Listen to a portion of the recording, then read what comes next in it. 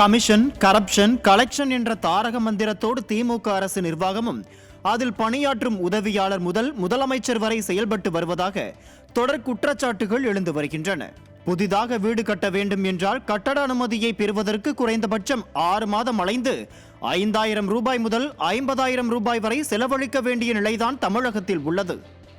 அப்படி கட்டிடம் கட்ட தொடங்கும் பொழுது கவுன்சிலர் முதல் ஊராட்சி, பேரூராட்சி, நகராட்சி தலைவர் வரை கமிஷன் கேட்டு பல்வேறு இன்னல்களை கட்டிட உரிமையாளர்களுக்கு கொடுக்கின்றனர்.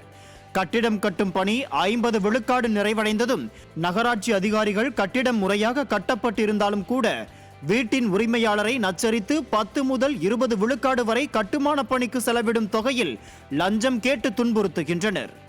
இதேபோல் குழந்தை பிறப்புக்கும் இறப்புக்கும் லஞ்சம் கொடுத்து சான்று பெற வேண்டிய நிலை இருப்பதாக குற்றம் சாட்டுகின்றனர் சாமானிய மக்கள்.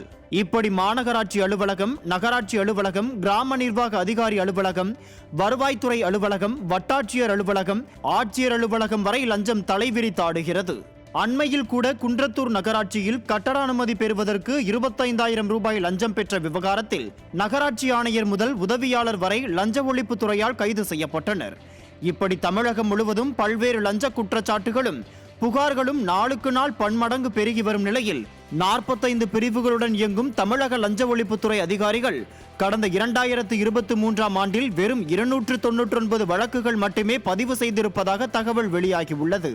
லஞ்சம் வாங்கியவரை கையும் களவுமாக பிடித்ததாக 158 வழக்குகளும், ரெகுலர் வழக்குகள் என 141 வழக்குகளும் பதிவு செய்திருப்பதாக தமிழ்நாடு லஞ்ச ஒழிப்புத்துறை தெரிவித்துள்ளது. ஊழலுக்கு எதிராக போராடி வரும் பல்வேறு அமைப்புகள் லஞ்சம் பெற்றுக்கொண்டு பணிகளை செய்வதாக ஆதாரங்களுடன் பல்வேறு புகார்களை தெரிவித்தாலும் அவற்றை லஞ்ச ஒழிப்புத்துறையினர் கண்டுகொள்ளாமல் விட்டுவிடுவதாக வேதனை தெரிவிக்கின்றனர் பொதுமக்கள்.